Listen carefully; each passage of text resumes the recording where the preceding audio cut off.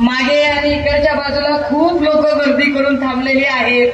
मला वाटतं पाऊस अजिबात आता येणार नाहीये, तर तुम्ही अगदी बिनधास्त येऊन बसू शकता आणि आपल्या अधिकारासाठी लढताना थोडेफार भिजू पण शकता. भिजण्याचा आनंद असा नंतर कधी घेणार आहात, पण भिजायला काही हरकत नाही, हे गेले दादा. हो, सगळीकडे सध्या परिवर्तनाचं वारं वाहत आहे. ज्या पद्धतीने महाराष्ट्रामध्ये एक उत्साह लोकांमध्ये दिसतोय, लोक गेली 2.5-3 वर्ष या क्षणाची वाट बघत होते की कधी एकदा निवडणूक जाहीर होते आणि कधी एकदा आम्ही आमचा मताधिकार बजावण्यासाठी घराबाहेर पडतो. त्याचे कारण असं आहे की 2019ला आमच्या हाताला, आमच्या बोटाला त्यांनी शाई लावली का चुना लावला, हा प्रश्न आपल्याला पडावा इतकी परिस्थिती वाईट आहे. ज्याला ज्याला आपण निवडून दिलं ते निवडून दिलेले खोक्यापाठी निघून गेले. काय हाती, काय झाडी, काय डोंगर बघत गेले. आपण डोंगर दऱ्यातली माणसं, त्यांना मत देऊन निवडून दिलेली माणसं, आपण मात्र इथेच आहोत, संघर्ष करत आहोत. राजे हो, क्रांतीनायक बिरसा मुंडांनी एक लढा उभा केला होता आणि क्रांतीनायक बिरसा मुंडांनी तो लढा उभा करताना तमाम आदिवासींमध्ये एक ऊर्जा भरलेली होती. आपण सगळे आदिवासी, महान असतील, गोंड असतील, अद्राम केरामही आहेतच सोबत, मदान असतील, ही सगळीच्या सगळी माणसं, इधर हमारे बैठे सारे मुस्लिम भाई, सगळेच लोक, ही सगळी जी आम्ही संघर्ष करणारी माणसं आहोत, जी एका अत्यंत डोंगराळ आणि अत्यंत रिमोट आणि दुर्गम भागामध्ये राहणारी लोक आहोत. आपण अपेक्षा करतो की कधीतरी आपल्याला लोकशाही दिसणार आहे, आपल्याला स्वातंत्र्याचा सूर्य दिसणार आहे. आपण यांना निवडून देतो, आपले अधिकार ते शाबूत ठेवतील म्हणून. आपण यांना निवडून देतो की आपले प्रश्न ते मांडतील म्हणून. आपले प्रश्न संसदेत मांडायचे तर दूरच. बाबा, तुम्ही आमचे प्रश्न मांडले नाही, ठीक आहे. तुम्ही सुरत गुवाहाटी केलं, हे पण ठीक आहे. तुम्ही खोके विके घेऊन पसार झालात, हे पण ठीक आहे. पण त्याच्याही पेक्षा वाईट काय झालं की ज्याला आम्ही खासदार म्हणून निवडून दिलं, तो आमच्यातल्या एका आदिवासी भावाला, जो अत्यंत कष्टाने, ज्याचे आई बाप अत्यंत पोटाला चिमटा घेऊन गरिबीतनं वर काढत त्याला डॉक्टरपर्यंत पोहोचवतात, असा एक आमचा आदिवासी भाऊ डॉक्टर होतो. आणि आम्ही निवडून दिलेला खासदार आमच्या त्या आदिवासी डॉक्टर भावाला महिला साफ करायला लावतो, शौच साफ करायला लावतो. म्हणजे आमचे अधिकार तर गेलेच कुठे, पण आमचा आत्मसन्मान पायदळी तुडवण्याचा प्रयत्न केला जातो. दादा हो, म्हणून ही लढाई महत्वाची आहे. कुणाला तरी आमदार करायचं, कुणाला तरी खासदार करायचं म्हणून लढाई महत्वाची नाही. ही लढाई आम्ही आदिवासी असू, आम्ही मुस्लिम असू, आम्ही अल्पसंख्याक असू, आमच्या आत्मसन्मानासाठी ही लढाई जास्त मोठी आहे. आमचा आत्मसन्मान आम्हाला परत मिळवण्यासाठीची ही लढाई मोठी आहे. ज्या शिंदे साहेबांच्या सोबत गेलेल्या खासदारांपैकी एक खासदार हेमंत पाटील, ज्या हेमंत पाटलाने आमच्या आदिवासी डॉक्टर भावाला शौच साफ करायला सांगितला, अशा माणसांची मिजाज जिरवण्यासाठी, अशा जाणीवपूर्वक आदिवासी माणसाकडे जातीवादी नजरेने बघणाऱ्या लोकांची घमेंड जिरवण्यासाठी ठरवून आपल्याला या वेळेला मतदानासाठी बाहेर पडावं लागतं. ते पडायचं. दादा हो, हे सगळे निवडणूक करत असताना माझ्यासारखा माणूस जो गेली 15-20 वर्ष चळवळीमध्ये काम करतोय, आणि मला असं वाटतं की मी चळवळीत काम करताना मी आता राजकीय भूमिका घेतली पाहिजे. का राजकीय भूमिका घ्यायची? तर राजकीय भूमिका आमदार खासदार होण्यासाठी म्हणून नाही. ते व्हायचं असतं तर कल्याणला उभे राहिले असते निवडणुकीत. दिला. तिथे नाही असं सांगितलं ठरवून की नाही उभी राहणार. ही राजकीय भूमिका यासाठी घ्यायची की जेव्हा आजूबाजूला तमाम मनुवादी त्यांचे अजेंडे घेऊन उभे राहतात, तमाम जातीवादी त्यांचे अजेंडे घेऊन उभे राहतात, जातीमध्ये धर्मामध्ये भांडणं लावतात, कधी राणा कधी राणे कधी कंबोज, हे सगळे भाजपाची पिलावर जाणीवपूर्वक हिंदू मुस्लिम दंगे निर्माण होतील अशा पद्धतीची वक्तव्य करतात, चिथावणीखोर भाषा करतात. आमच्या तमाम मुस्लिम भावांचं स्वागत आणि अभिनंदन केलं पाहिजे, कौतुक केलं पाहिजे की भाजपच्या नेत्यांनी एवढ्या चिथावणीच्या भाषा केल्या, पण आमचा एकही मुस्लिम भाऊ त्यांच्या चिथावणीला बळी पडला नाही. त्यांच्या चिथावणीखोर भाषणाने तो भडकला नाही. त्याने सामाजिक स्वास्थ्य टिकवण्याचा प्रयत्न केला. दंगल होणार नाही याची पुरेपूर काळजी आमच्या मुस्लिम भावंडांनी घेतली. पण याचा परिणाम काय झाला? याचा परिणाम मग फडणवीस साहेबांनी नवीन चाल खेळली, मग शिंदे साहेबांनी नवीन चाल खेळली. जर हिंदू मुस्लिम दंगल होत नसेल तर काय करा म्हणाले, मराठा ओबीसी भांडण लावा. मग त्यांनी मराठा ओबीसी भांडण लावायचा प्रयत्न केला. का लढाई महत्वाची आहे? का निवडणूक महत्वाची आहे? कालपर्यंत आमच्यामधली सगळी माणसं, इथला मराठा, साळी, माळी, कोळी, तेली, तांबोळी, आतार, बागवाड, सुतार, लोहार, कुंभार, इथला आदिवासी, इथला गोड, इथला आज, इथला बदार, इथला केरम, इथला अत्रम, ही सगळीच्या सगळी माणसं जी गुन्हा गोविंदानं नांदत होती, त्या सगळ्या माणसांमध्ये जातीच्या भिंती उभ्या करण्याचं काम भाजपाने केलं.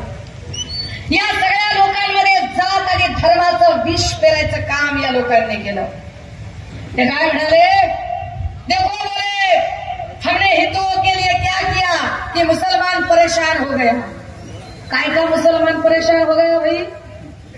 क्या परेशान हो गया मुसलमान? भाजपच्या भक्तुल्यांचा मेंदू काय गहाण ठेवलाय काय? जे 15 पैशाच्या हिशोबाने मेसेज करतात त्या भक्तुल्यांना कळलं पाहिजे. अरे दादा,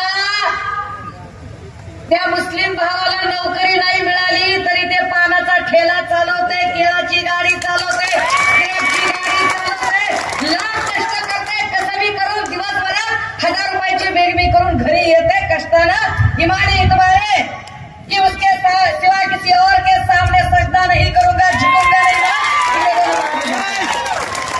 तू त्याच्या कष्टाची त्याच्या स्वाभिमानाची भाकरी खातो, क्योंकि सच्चा मुसलमान तो वही होता है ना, वही होता है जो दिन में 5 बार की नमाज अदा करता है, जो रमजान के पाक महीने में रोजे रखता है, जो जिंदगी में अपनी जितनी भी कमाई है उसमें से कम 20% ज़कात अदा करता है, जो जिंदगी में एक बार को भी हज को जाने का हौसला रखता है, और जो इस बात में इल्म रखता है कि कभी ना कभी तो कयामत आ रही है, उस दिन उसके सामने मेरी गर्दन शर्मिंदगी से झुकनी न चाहिए. ते सगळे सच्चे मुसलमान त्यांना हे भाजपचे भक्तुल्य देशभक्तीचं प्रमाण मागतात आणि काय म्हणतात, तुम्ही देशभक्त आहात का? देशभक्त असाल तर वंदे मातरम म्हणा, सांगा की तुमचं या देशावर प्रेम आहे. माझं माझ्या देशावर प्रेम आहे हे मी भाजपच्या भिकार भाजण्यांना सांगायची काय गरज नाही. ये धरती मेरी माँ है, ये देश ये मुल्क मेरी माँ है. मान लीजिए कि मैं मेरे माँ के साथ में मार्केट में जा रही हूँ, बाजार में जा रही हूँ, और कोई मुझे पूछता है कि क्या तुम्हारी माँ से तुम्हें मोहब्बत है, तो क्या उसको जताने के लिए मैं भरे चौराहे में चिल्लाती हूँ, दे माँ मुझे तुझसे मोहब्बत है, आई माझा तुझ्यावर प्रेम है, आई लव यू मम्मी म्हणता तुम्ही? अरे भाई, मोहब्बत कोई जताने की चीज नहीं है. मोहब्बत दिलों का एहसास है जो सिर्फ महसूस किया जाता है. पण हे भाजपच्या भक्तुल्यांना कळणार नाही. हे काय म्हणतात, मोदी आए तब से देखो बोले मुसलमान परेशान हो गए. काय के परेशान हो गए रे मुसलमान? और हिंदू कैसे खुश हो गए रे? ऐसा कुछ है क्या कि मुसलमान को 1200 रुपए का गैस मिल रहा और हिंदुओं को 300 को मिल रहा?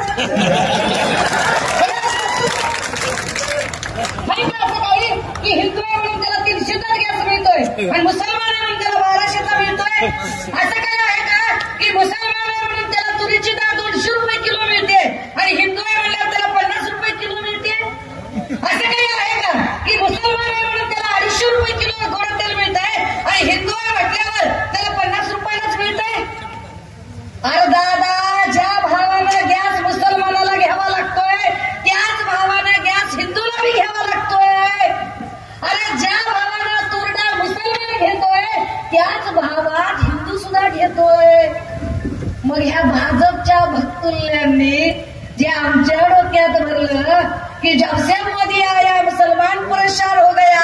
अरे भाई, खाली मुसलमान नहीं रे परेशान हुआ, खाली मुसलमान नहीं, मुसलमान परेशान हुआ, हिंदू परेशान हुआ, बौद्ध परेशान हुआ, जैन परेशान हुआ, क्रिश्चियन परेशान हुआ. इस मुल्क का हर एक इंसान परेशान हुआ, हर एक इंसान. जिसमें भी इंसानियत का वजूद बाकी है वो हर एक इंसान यहाँ परेशान हो गया. दादा हो, म्हणून ही निवडणूक गरजेची आहे, म्हणून या निवडणुकीत बदल गरजेचा आहे. पण अडचण काय झाली माहितीये का? मीडिया त्यांच्याकडं, पैसा त्यांच्याकडं, चिकार पैसा आहे.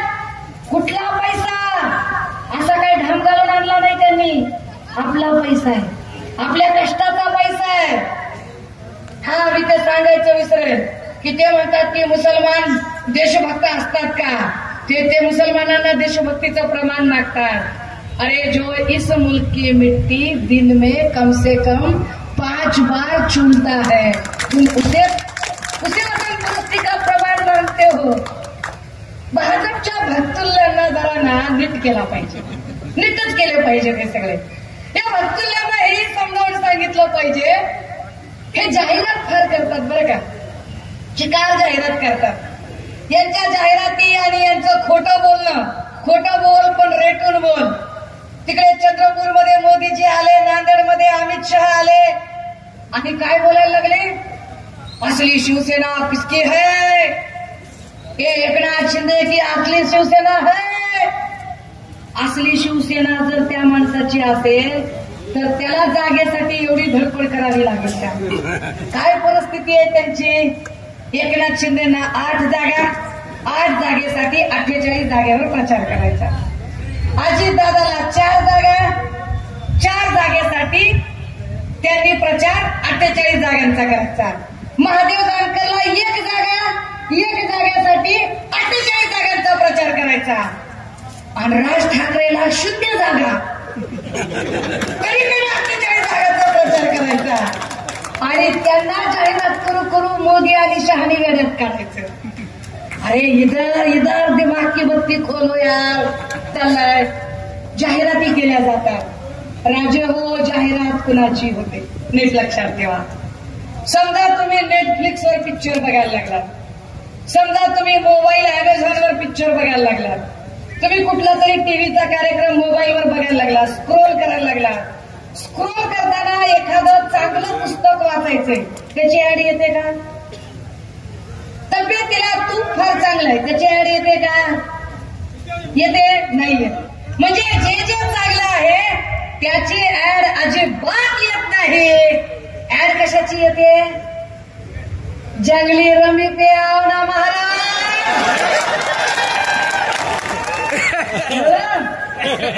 चांगल्या गोष्टीची ऍड होत नाही राजे हो, वाईट गोष्टीची ऍड होते. कर लो जुबा केसरी, खूप जमेगा रंग जब मिल बैठेंगे 3 यार. ऍड त्याचीच होते ना. मग विचार करा, ऍड सध्या कोण करतंय सगळ्यात जास्त? मोदी आणि शहा. ऍड वाईट गोष्टीची होते दादा हो, चांगल्या गोष्टीची ऍड होत नाही. विचार करा, 2.5 वर्ष कोरोनाचा काळ होता. या 2.5 वर्षाच्या काळात माणसांना ओळखत नव्हती. कित्येक ठिकाणी सख्खा बाप मेला तरी पोरगा हात लावायला करत नव्हतं. इतकी माणसं घाबरलेली होती. अशा सगळ्या परिस्थितीमध्ये उभ्या महाराष्ट्रामध्ये जेव्हा सगळ्या देशात कोरोनाने हाहाकार माजवला होता, गुजरातमध्ये रस्त्यावर प्रेतं जाळली जात होती, उत्तर प्रदेशमध्ये प्रेतं डायरेक्ट नदीमध्ये टाकून दिली जात होती, प्रेतं नदीवर तरंगत होती तेव्हा या महाराष्ट्रात मात्र एक असा मुख्यमंत्री काम करत होता की ज्या मुख्यमंत्र्यांनी मुस्लिम असेल, हिंदू असेल, बौद्ध असेल, त्या त्या मृतदेहांना त्या त्या धर्माच्या रीतरिवाजानुसार त्यांचे सगळे रिच्युअल, त्यांचे अंतिम संस्कार पार पाडले. राजे हो, या गोष्टीचा नीट विचार करा. मी मगाशी जे म्हटलं की आमच्या एका आदिवासी डॉक्टर भावाला या भागातला खासदार जो शिंदेच्या सोबत खोक्यापाठी निघून गेला तो शौच साफ करायला लावतो. आणि कारण काय? तर कारण एकाच रात्री हॉस्पिटलमध्ये झालेले मृत्यू. पर क्या तुमने ये कभी सोचा है? कधी तुम्ही या गोष्टीचा विचार केलाय का की एवढा कोरोनाचा हाहाकार होता पण कुठल्याच हॉस्पिटलमध्ये एका रात्रीत एवढे मृत्यू झाले नव्हते. जे कोरोनाच्या काळातही मृत्यू झाले नाही ते मृत्यू कोरोना काळ संपल्यानंतर झाले. या सगळ्यांची माहिती जेव्हा नांदेडमध्ये घेतली तेव्हा असं लक्षात आलं की तिथे औषधोपचारांचा तुटवडा होता. त्यावर बोलताना भाजपची एक आक्रस्ताली बाई बोलायला लागली आणि ती म्हणाली की आम्ही काय सांगावं म्हणे, या सगळ्या बायका गोळ्याच घेत नाहीत. त्या गोळ्या न घेतल्यामुळे आयुर्वेदच्या गोळ्या काय आम्ही तोंडात कोंबायच्या का म्हणे त्यांच्या. दादा हो, ज्या 27 डेथ झाल्या होत्या नांदेडमध्ये त्या डेथमध्ये फक्त 2 डेथ प्रेग्नन्सी आणि डिलिव्हरीच्या होत्या, फक्त 2च.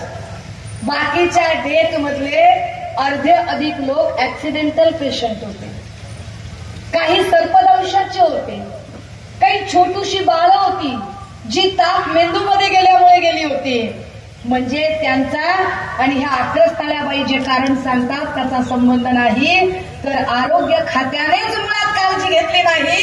कारण आरोग्य खातं ज्यांच्याकडे दिलेलं ते तानाजी सावंत आपल्याच तुंबड्या भरण्यामध्ये सगळे व्यस्त. तानाजी सावंतांनी आरोग्य खातं बघितलं नाही, औषध गोळ्यांचा तिथे व्यवस्थित पुरवठा केला नाही. तिथल्या नर्स आपलं नाव जाहीर न होण्याच्या अटीवर सांगतात त्यांना भेटल्यावर की ताई, डिलिव्हरीची बाई जर पेशंटची आली तर अक्षरशः इकडे सॅनिटरी पॅड सुद्धा उपलब्ध नाही. आम्ही काय पद्धतीने काम करायचं.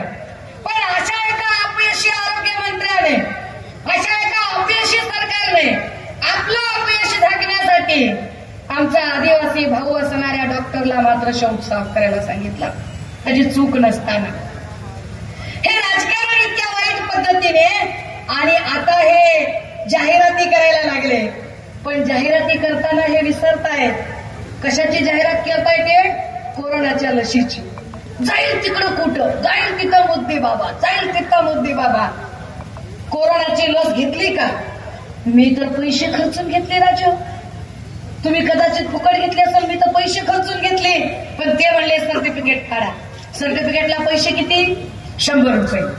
घेतले ना कम्प्युटर वाल्याने 100 रुपये प्रत्येकाकडून. आपण सगळ्यांनी सर्टिफिकेट काढलं. 140 कोटी जनता, 100 रुपयाचं एक सर्टिफिकेट. 140 कोटी गुणिले 100 किती झाले पैसे? कुणाच्या खिशात गेले एवढे सगळे पैसे? काय झालं त्या प्रमाणपत्राचं? ते प्रमाणपत्र पुढे कुठे लागलं? आला कुठे उपयोग त्याचा? कशासाठी आम्हाला प्रमाणपत्र काढायला लावलं? प्रमाणपत्र फक्त एवढ्यासाठी की त्या प्रमाणपत्रावर फोटो होता. कुणाचा? मोदी बाबा.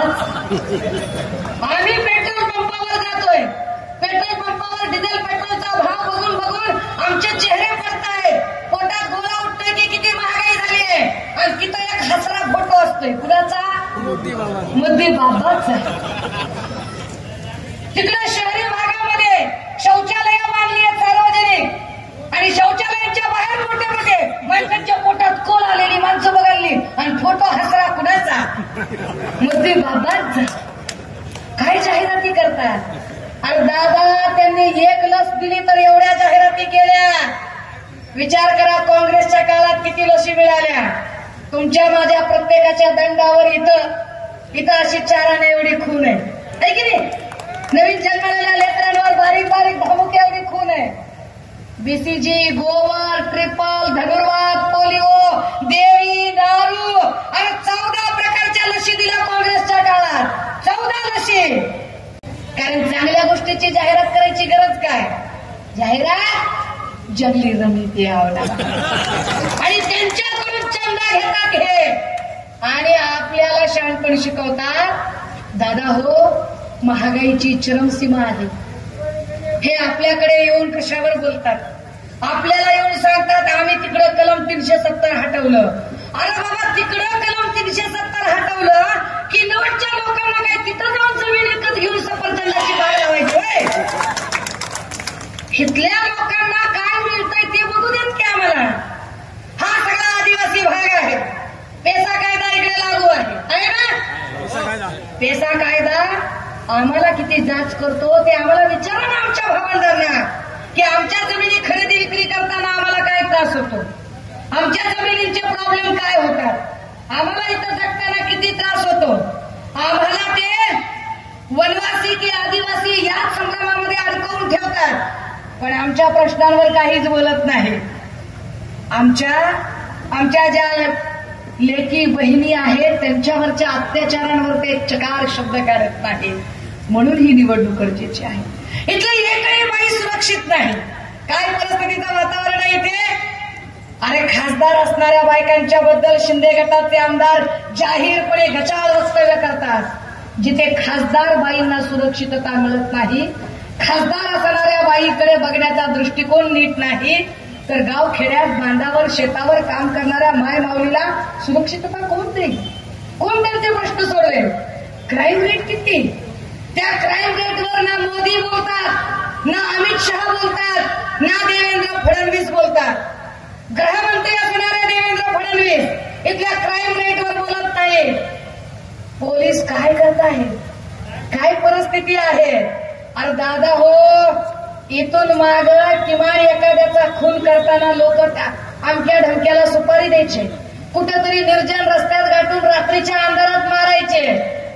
आता काय करताय, फेसबुक लाईव्ह करून शूट करताय. दिवसा ढवळ्या डायरेक्ट पोलीस स्टेशन मध्ये जाऊन गोळ्या घालायची तयारी आहे आणि पोलीस काहीच करू शकत नाही. पण त्याच पोलिसांना का पोलीस काही करू शकत नाही. इथं काही पोलीस बंदोबस्तात थांबले असतील, त्यांच्यातला माणूस जागा झाला पाहिजे, राग आला पाहिजे त्यांना सुद्धा की एखादा नितेश राणे उभा राहतो भाषणात आणि तो सांगतो की पोलिसांनो काय रेकॉर्ड करताय, रेकॉर्ड करून घ्या, फार व्हिडिओ करा आणि आपल्या बायकांना नेऊन दाखवा. किती वाईट आहे ही गोष्ट. धडधडीत पोलिसांचा अपमान आहे. तुमच्या माझ्यासारखा एखादा चळवळीतला माणूस, तुमच्या माझ्यासारखा एखादा सामाजिक प्रश्नावर भांडणारा माणूस, आपण जर कलेक्टर ऑफिसकडे गेलो, आपण जर तहसीलदाराकडे गेलो, आपण जर तिथल्या मंडलाधिकाऱ्याकडे गेलो आणि त्याला जर 2 वाक्य जास्त बोलायला लागलो तर तो लगेच आपल्यावर 353 टाकून मोकळी होतो. टाकतो की नाही. सरकारी कामामध्ये अडथळा आणला 353 संपला विषय. कितीतरी 353चे बळी आहेत. आपण हक्कांसाठी बोलल्यावर ते 353 टाकतात. पण नितेश राणे जाहीरपणे पोलिसांचा अपमान करतात, जाहीरपणे पोलिसांवर दबाव आणतात, पोलिसांच्या कामकाजात अडथळा आणतात आणि महाराष्ट्रातल्या एकाही पोलीस अधिकाऱ्याची छाती होत नाही की नितेश राणेच्या विरोधात गुन्हा दाखल करावा. खैर सोडा, पोलीस अधिकाऱ्यांना त्यांच्या नोकऱ्या वाचवायच्या असतील, पण जो एखादा मंत्री ज्या खात्याचा मंत्री असतो त्या खात्याचा तो पालक असतो, त्या कर्मचाऱ्यांचा पालक असतो. एवढ्या पोलिसांचा अपमान चालू आहे म्हटल्यावर पोलीस खातं ज्या फडणवीस साहेबांकडे आहे त्या फडणवीसांनी तरी स्वतःहून ऍक्शन घ्यावी आणि सांगावं की नितेश राणेवर गुन्हा दाखल करा म्हणून. पण फडणवीस गुन्हा दाखल करत नाही. याचा अर्थ फडणवीस जाणीवपूर्वक कायदा सुव्यवस्था बिघडवतात. फडणवीस जाणीवपूर्वक त्यांच्या लोकांना, त्यांच्या समर्थकांना खुली छूट देतात आणि तिथेच दुसऱ्या बाजूला आमच्या आदिवासी पोरांवर मात्र गुन्हे दाखल करतात. किती गुन्हे दाखल करायचे. जो कोणी राष्ट्रवादीचा विचार मांडेल, जो कोणी शिवसेनेचा विचार मांडेल, लगेच त्याच्यावर पोलीस केस. हे आमच्याकडे दत्ता पाटील कोकाटे झाली ना केस. किती केसेस झाल्या बरं. काय गुन्हा आहे की ही सगळी माणसं फार ताकदीनं शिवसेना उद्धव बाळासाहेब ठाकरे पक्षाच्या सोबत उभी आहे म्हणून यांच्यावर पोलीस केस टाकायच्या. राजव, हे सगळंच्या सगळं चित्र हे कायदा सुव्यवस्था बिघडवणाऱ्या आहे. हे संविधानाच्या विपरीत आहे. आणि ज्या संविधानाने तुम्हाला आणि मला जगण्याचा अधिकार दिला, तुम्हाला आणि मला माणूस म्हणून उभं राहण्याचा अधिकार दिला, आपल्या पाठीला रबर नाही कणा आहे, ताठपणे उभे राहा असं जे संविधान सांगते, ते संविधान बदलून टाकायची भाषा रोज भाजपा करते. म्हणून ही निवडणूक आपल्यासाठी महत्वाची आहे. जर आपल्याला असं वाटतंय की नाही आम्हाला आमचं संविधान वाचवायचं आहे, तर लक्षात ठेवा, संविधान वाचवायचं असेल तर काठ्या लाट्या घेऊन भांडायची गरज नाही, ढाली तलवारी घेऊन कुणाचं रक्त सांडायची गरज नाही, मारामारी आणि हिंसाचार करायची गरज नाही. विश्वरत्न डॉक्टर बाबासाहेब आंबेडकर सांगतात, रक्ताचा एकही थेंब न सांडता मी तुमच्यासाठी परिवर्तनाचं एक अमोघ शस्त्र देतोय, तो म्हणजे तुमच्या मताचा अधिकार. तो मताचा अधिकार फक्त तुम्हाला नीट वापरता आला पाहिजे. त्यामुळे यावेळेचं तुमचं एक मत हे या देशाचं संविधान वाचवणारं असेल. या देशाचं संविधान वाचवायचं असेल तर ते एक मत अत्यंत महत्वाचं असेल. ते मत जातीवाद्यांना जाणार नाही, ते मत मनुवाद्यांना जाणार नाही, ते मत हिंदू मुस्लिम दंगल पेटवणाऱ्यांना जाणार नाही, ते मत अजिबात मराठा ओबीसी वाद पेटवणाऱ्यांना जाणार नाही. याची काळजी घेण्याची जबाबदारी आपली आहे. राजे हो, ही सगळीच्या सगळी माणसं ज्या काही पद्धतीनं गेल्या 2.5 वर्षात तुम्ही एक टीव्हीचा कार्यक्रम दाखवा, जेवढे टीव्ही चॅनल लागले 2.5 वर्षामध्ये, काय टीव्हीला बातम्या आहेत? हा फुटला, तो पळाला, पहाटे शपथविधी, दुपारी शपथविधी, ह्यानं टोला मारला, त्यानं त्याला शेलक्या भाषेत सुनावले, याने त्याला टोमणा मारला, त्याने याच्यावर पलटवार केला. त्यांच्याच कलगीतुरे चालू, त्यांची जुगलबंदी चालू. आपल्या प्रश्नांचं काय? आपले मुद्दे कुठे आहेत? सोयाबीनच्या प्रश्नावर एकही माणूस बोलताना दिसत नाही, कापसावर कुणी बोलताना दिसत नाही, इथल्या शेतकऱ्याच्या शेतमालाला भाव मिळत नाही त्याच्यावर कोणी बोलत नाही, अवकाळी पाऊस झाला, आमचं नुकसान झालं, पंचनाम्याचं काय त्याच्यावर कोण बोलत नाही, आमच्या कर्जमाफीचं पीक विम्याचं त्याच्यावर कोणी बोलत नाही. आम्हाला आनंद आहे. एकीकडे देवेंद्र फडणवीस सांगत होते की आम्ही 12,000 रुपये कापसाला भाव देऊ, आम्ही 8,000पर्यंतचा भाव, 6,000 रुपयापर्यंतचा भाव आम्ही सोयाबीनला देऊ. 2012ला सांगत होते, 14ला त्यांची सत्ता आली. 2014ला सोयाबीनचा भाव किती होता राजो? 2014ला भाव होता 3800 ते 4,000 रुपये. कापसाचा भाव होता 6,000 आणि डीएपी खताची बॅग होती 400 रुपयाला. 10 वर्ष उलटून गेली. 10 वर्षानंतर परिस्थिती काय? कापसाचा भाव 6,000, सोयाबीनचा भाव 4,000, पण डीएपी खताची बॅग मात्र 400 वरून 1400 ते 1700च्या घरात गेली. म्हणजे डीएपी खताची बॅग वाढली, पण शेतमालाचा भाव मिळाला नाही. आणि जे सांगत होते 12,000 रुपये भाव देतो, त्यांचं सरकार आलं, त्यांनी तो भाव आम्हाला दिला नाही. आम्हाला आनंद आहे, आम्ही अभिमानानं सांगू शकतो, एकमेव मुख्यमंत्री उद्धव बाळासाहेब ठाकरे जेव्हा होते तेव्हा इथला कापसाचा भाव 11,000पर्यंत गेला होता. आणि एकमेव उद्धव साहेब होते की उद्धव साहेब मुख्यमंत्री असताना 2 लाखापर्यंतची सरसकट कर्जमाफी कुठलाही कागद न मागता दिली होती. जिथे उद्धव साहेबांनी सरसकट कर्जमाफी दिली, तिथे देवेंद्र फडणवीस आणि या मंडळींनी मात्र काय केलं? तत्वतः अभ्यास करू. किती अभ्यास करतो लेका, किती अभ्यास करतो. एवढा अभ्यास केला असता तर आतापर्यंत किमान तानाजी सावंतला हक्कीन काय ते समजून तरी सांगता आलं असेल. नग भरले तर काय, म्हणजे हेमंत पाटलांपासून ते सगळेच लोक 1 नंबर नग भरलेले आहेत सगळे. म्हणजे बघा, आपल्याकडे एक्साईजचं खातं असतं. एक्साईजचं खातं म्हणजे दारू, गुटखा, तंबाखू याच्यावर नियंत्रण करणारं खातं. खात्याचा मंत्री कोण? शंभूराजे देसाई. आणि शंभूराजे देसाई सभागृहात काय करतायत? देता का नग बरोबर का? नग कसे भरलेले आहेत? ते अब्दुल सत्तार कृषी मंत्री होते काही दिवस. कुछ माणसे कहाँ से आते हैं तेजस्वी लोग? क्या बोले तुम्हारा बावड़ी नहीं है क्या? अभी क्या अभी इधरच बावड़ी करता हूँ, अभी क्या? अरे कशीत कशील दादा, ज्याला रुमणं माहित नाही, टिकाव माहित नाही, दांडा माहित नाही, कुळव माहित नाही, हा खुरप माहित नाही, उकरी माहित नाही, त्यानं कृषी मंत्री पद द्यायचं? काय मंत्री येत? एक झाला आरोग्य मंत्री. काय दादा, आणि त्याला हातीपाय नावाचा रोग डासामुळे होतो का अजून कशामुळे होतो ते कळत नाही. ती म्हणते आम्ही डासांचा सर्वे करतोय. डासांचा सर्वे काय? त्याच्यातले नर डास किती, मादी डास किती, गरोदर डास किती, हा ह्याचा सर्वे करतो होय. काय नग भरलेले माणसं इथं. आणि मुख्यमंत्री त्याच्यावर करी की मुख्यमंत्र्यांना एमपीएससीची पोरं विचारायला की अरे आमच्या प्रश्नाचं काय, तर ते म्हणतात मी निवडणूक आयोगाकडे जातो. हो सगळी येड्याची जत्रा कारभारी 17 झाले. हे कारभारी बदलावे लागतील. कारभारी बदलल्याशिवाय घडी बदलत नाही. आणि म्हणून नागेश पाटील आष्टीकरांसारखा माणूस इथं असला पाहिजे.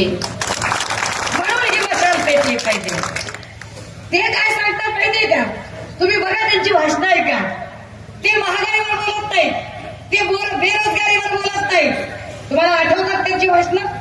2014-2019 मोदी काय सांगत होते? ते म्हणायचे भाइयों और बहनों, मैं आपको विश्वास दिलाता हूँ कि जब हमारी पार्टी सत्ता में आएगी हर साल 2 करोड़ बेरोजगारों को रोजगार मिळाले नोकरी आपल्याला.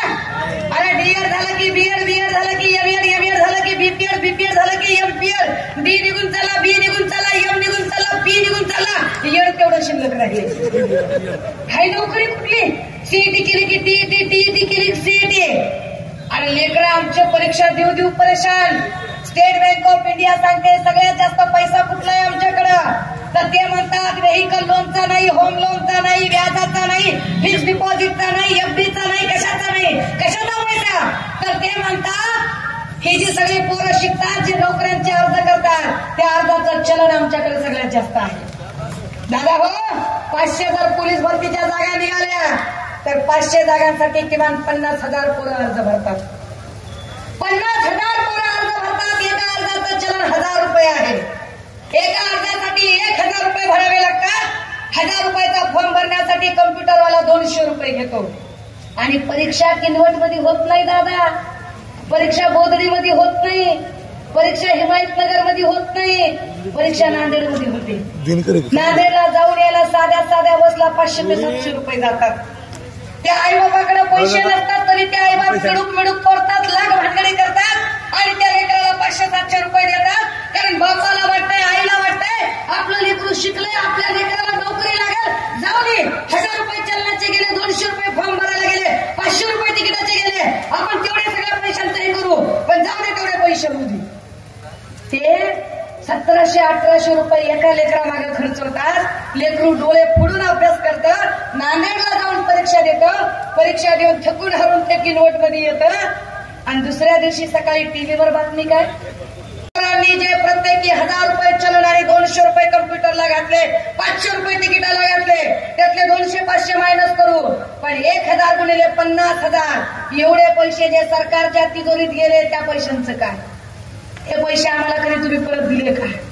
हा केवढा मोठा करप्शन आहे, हा केवढा मोठा स्कॅम आहे की आमच्या लेकरांचे ते पैसे आम्हाला परत मिळाले नाही.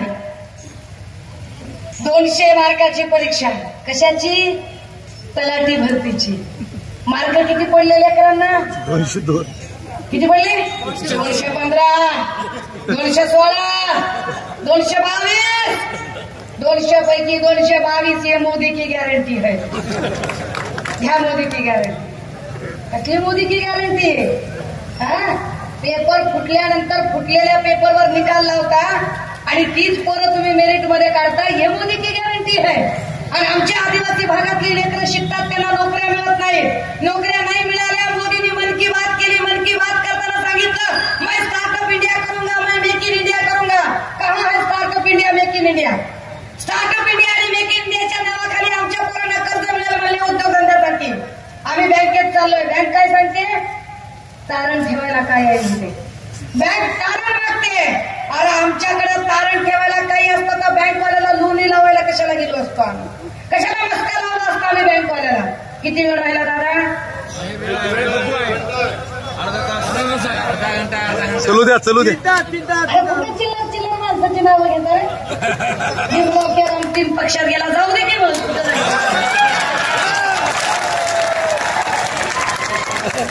एक लक्षात घ्या, चिल्लर पार्टीला पकडायचं नाही, मोहरक्या पकडायचा. मोहरक्या पकडायचा आणि उचलून असा कुस्तीचा डाव खेळायचा की चितपट झाला पाहिजे. आणि मोहरक्याला चितपट करायचं असेल तर आता मशाल थप्पा मारून नागेश पाटील निवडून आणावं लागतं. तेव्हा ही भीमराव केराम बिराम चिठ्ठ्या देऊ नका. मला खरंच अशा गद्दार पक्षांबद्दल बोलून आपण त्यांना मोठं करू नये, अजिबात मोठं करू नये. त्यांची हे दे डोंट डिझर्व की त्या या मंचावर आपण त्यांचं नाव घ्यावं. They don't deserve it.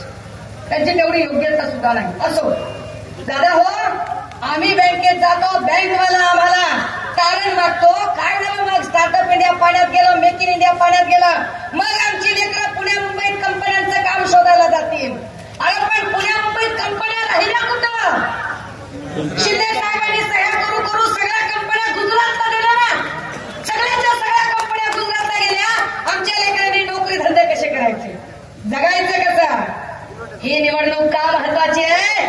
कारण उद्धव साहेब सांगतायत की मी महाराष्ट्राच्या अस्मितेसाठी लढतोय.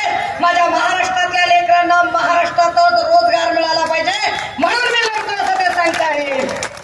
मी तुम्हाला सांगितलं पाहिजे, बी फार्मसी करणारी पोरं साधारणतः एका जिल्ह्यामध्ये 12 ते 15 बी फार्मसीची कॉलेजेस आहेत. एका वर्षात एका जिल्ह्यातनं बी फार्मसीची किमान 3000 पोरं बाहेर पडतात. म्हणजे राज्यभरातनं एका वर्षात 1 ते 1.25 लाख पोरं बाहेर पडतात. 1.25 लाख पोरं बाहेर पडल्यावर करतील काय? तर बी फार्मसीची पोरं मेडिकल स्टोअर टाकतील. पण सगळीच पोरं टाकू शकतात का? गरीब आहेत लेकरं. यातले 25 ते 30,000 लेकरं मेडिकलचं स्टोअर टाकू शकतात. 5-1 आपल्या दादाच्या, काकाच्या, नानाच्या, मामाच्या, आत्याच्या कुणाच्या तरी मेडिकलच्या दुकानात काम करतात. अरे पण उरलेल्या 70,000 लेकरांचं काय? 70,000 लेकरांना गोळ्या औषधं बनवणाऱ्या कंपन्यांमध्ये काम शोधावं लागतं. महाराष्ट्रात गोळ्या औषधं बनवणारी कंपनी नाहीये. महाराष्ट्रात गोळ्या औषधं बनवणारी कंपनी यावी म्हणून आमचे नेते सन्माननीय आदित्यजी यांनी सत्ता असताना मल्टी ड्रग प्रोजेक्ट आणला आणि या मल्टी ड्रग प्रोजेक्टच्या माध्यमातून इथं औषध गोळ्या बनवणाऱ्या मोठ्या कंपन्या याव्यात असं ठरवलं. पण सत्तांतर झालं, खोक्यांचा व्यवहार झाला आणि सत्तेच्या मोबदल्यात या लोकांनी तो अख्खा मल्टी ड्रगचा प्रोजेक्ट अहमदाबादला शिफ्ट केला. आमच्या महाराष्ट्रातली दरवर्षीची 70-75 हजार पोरांचे रोजगार यांनी हिरावून घेतले. तेच यांनी फॉक्सकॉन प्रकरणामध्ये केलं. आमचा एक उपक्रम इथून पळून गेला. गुजरात काही पाकिस्तानात नाही, गुजरात भारतातच आहे. त्याच्यामुळे आम्ही त्यांच्याबद्दल आकस बाळगायचं कारण नाही. अरे पण गुजरातचा मुख्यमंत्री आहे ना. गुजरातचा मुख्यमंत्री गुजरातचा कारभार करेल ना. आमच्या मुख्यमंत्र्यांनी आमचे प्रश्न सोडवावेत असं वाटतंय. आमच्या खासदारांनी आमचे प्रश्न मांडावेत असं वाटतंय. पण आमचे मुख्यमंत्री जर गुजरातचे मुनीम होऊन काम करत असतील तर मुनीम बदलावा लागेल. गरज मुनीम बदलायची आहे. राजे हो, हे फार जीव तोडून मानतील. फार म्हणजे कदाचित तुम्ही आतापर्यंतच्या पुढाऱ्यांकडून ही भाषा ऐकली नसेल. पुढारी येतात, ह्या नेत्यावर टीका कर, त्या नेत्याला शिव्या घाल, हा लय शानाय का, तो लय येडाय का, याच्यावर बोलतील. पण आपल्या जगण्या मरण्याच्या प्रश्नावर ते बोलत नाही. आपल्या जगण्या मरण्याबद्दल ते बोलत नाही. ते म्हणतात मोदी का परिवार. अरे कैसा परिवार आहे मोदी का? आमच्या मणिपूरमध्ये 2 बायका नागवल्या, काय त्या मोदीच्या परिवारात येत नव्हत्या का? ऑलिम्पिकमध्ये सुवर्णपदक कमावलेल्या आमच्या मायमाऊल्या ज्या सांगतात की भाजपचा खासदार ब्रिजभूषण याने आमचे लैंगिक शोषण केले, त्यांची साधी FIR नोंदवून घेतली जात नाही. काय त्या पोरी मोदीच्या परिवारमध्ये येत नाहीत? हाथरस, उन्नाव, कटुआ काय इथल्या पोरी मोदीच्या परिवारमध्ये येत नाहीत? या समृद्धी महामार्गावरती हजारो जीव गेले. फक्त क्रेडिटचा वाद, क्रेडिट घेण्यासाठी म्हणून रस्ता अपूर्ण असताना त्याचं उद्घाटन केलं गेलं.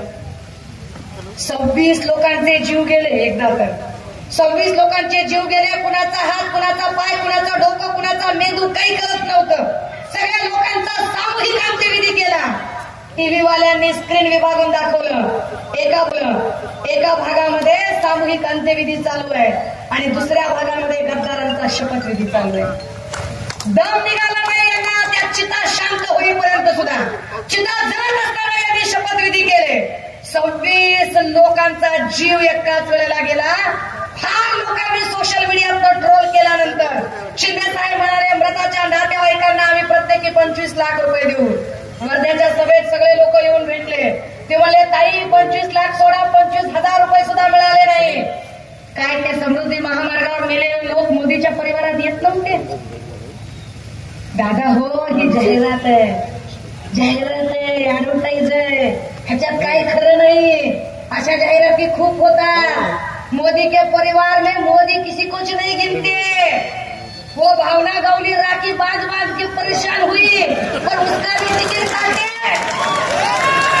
कोई मोदी का परिवार नहीं होता, कुछ भी नहीं होता ऐसे. ये इधर दिमाग की बत्ती जलानी पडेगी. आता या जाहिराती आणि भूलथापांना बळी पडायचं नाही दादा. आता जाहिराती आणि भूलथापांना अजिबात बळी पडायचं नाही. आपण आपलं सरकार निवडतोय का? आम्हाला का सरकार इथं निवडायचंय आणि का इथली माणसं बदलायची? त्याचं अजून एक कारण, किनवटमध्ये व्यापार पेठ असेल, कापड लाईन असेल, वेगवेगळ्या सामानाची वेगवेगळे काय जे काही वस्तू आहेत त्याची दुकानं असतील. त्या प्रत्येक दुकानाच्या बाहेर एक पाटी लावलेली असेल. काय पाटी असेल? एकदा विकलेला माल परत स्वीकारला जाणार नाही. जर विकलेला माल परत स्वीकारला जाऊ शकत नाही तर विकलेला खासदार लोकांनी का परत स्वीकारावा? विकल्या गेलेल्या पक्षाने दिलेला उमेदवार लोकांनी का स्वीकारावा? तुम्ही जर लोकशाहीची थट्टा करत असाल, लोकशाहीची चेष्टा करत असाल, अगर लोग आपको बना सकते हैं तो लोग आपको बिगाड़ भी सकते हैं, हे त्यांना एकदा सांगण्यासाठी ठप्पा मारायची गरज आहे. राजे हो, मी ही सगळी भूमिका मांडताना कदाचित निवडणुकीच्या राजकारणात माझं भाषण बसत नसेल. कारण निवडणुकीच्या राजकारणातली भाषणं वेगळी असतात. ती प्रलोभनाची असतात. ती मोठ्या मोठ्या आश्वासनांची खैरात करणारी असतात. बाबा आएंगे, बकरा काटेंगे, बोट्या हमकू हट्या तुमकू. आपल्याला असलं काय कळत नाही. आपण साधा सरळ माणूस आहे, ओपन किचन आहे, जे शिस्त ते दिसतं. पण एक खात्री आम्ही नक्की देऊ शकतो की शिवसेना उद्धव बाळासाहेब ठाकरे पक्षाचा एक शिलेदार जिम्मेदार असेल, कटिबद्ध असेल आणि तुमच्या प्रत्येक प्रश्नांची सोडवणूक करण्यासाठी तत्पर असेल. तुम्ही आम्हाला आमचं मनगट धरून विचारू शकाल की ताई तुमच्या शब्दावर मत दिलं, सांगा काय झालं ते. तुम्ही आम्हाला हिशोब विचारू शकाल. कारण आम्ही वाह्यासुरत गुवाहाटी पळून जाणारी नाही, तर आम्ही मैदानात कट देऊन लढणारी माणसं आहोत. आम्ही इथे लढतोय. आणि म्हणून या सगळ्या धामधुमीच्या काळामध्ये आज इथे उमेदवार उपस्थित नाहीत. मतदारसंघ प्रचंड मोठा आहे, त्यामुळे काही वेगळ्या भागातल्याही मीटिंग्स आहेत.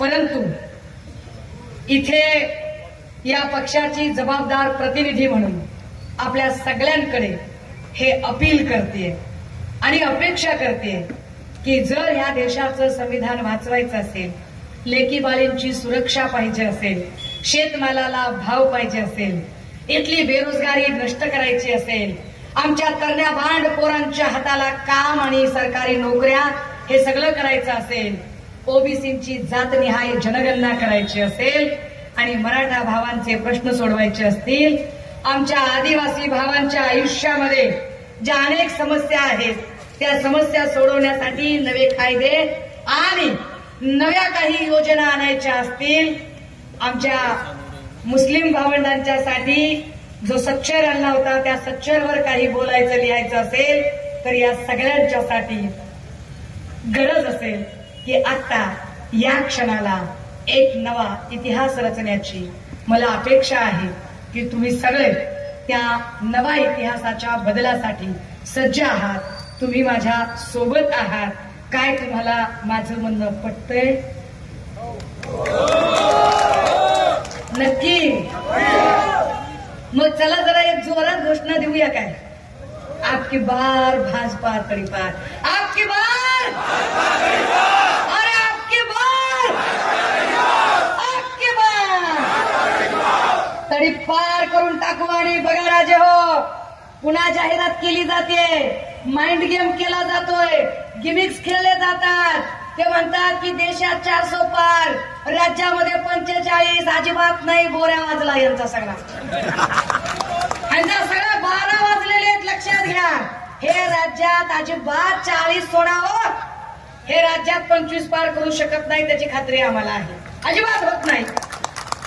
आम्ही आता खात्रीने सांगू शकतो, मराठवाड्यात 8 पैकी 5 ठिकाणावर आम्ही आता लिहून देतो की होय आम्ही या जागा काढतोय म्हणून.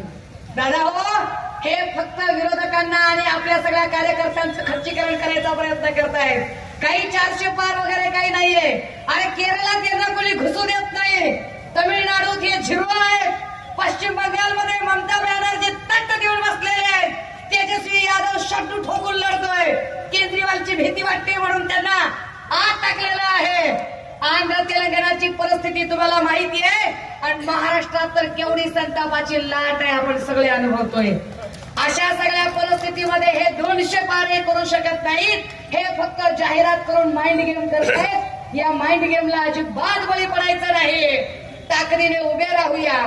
तुमच्या सगळ्यांमध्ये प्रचंड ताकद आहे. एका नव्या बदलाचे साक्षीदार होऊया. आणि हो, इथे माध्यमे नाहीत म्हणून सांगणे गरजेचे, कारण डिजिटल प्रिंट माध्यमे असतील तर तो आवाज अजून जास्त लोकांपर्यंत पोहोचवतील. पण तो पोचला नाही तर आधीच सांगितले पाहिजे. कुणाच्याही भावना दुखावण्याचा माझा अजिबात हेतू नाही.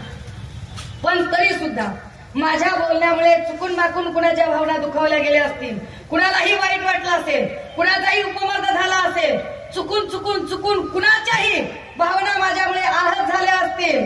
कारण काही खबरे खुबरे असतात ना की जे पोचवतात. हेमंतराव तुम्हाला माहितीये का काय बोलली ती? हेमंतराव हो काय? बाबूराव तुम्हाला माहितीये का? कोण काय सांगत होतं? काहीतरी गाणे म्हणत होते. काय फालतूपण आहे. या देशाची एवढी मोठी निवडणूक आहे आणि या निवडणुकीला एका चिल्लर लेवलला आणून सोडतात आणि चिल्लर लेवलला येऊन आला बाबूरावची गाणी वाजवतात. लाजा वाटल्या पाहिजे त्यांना.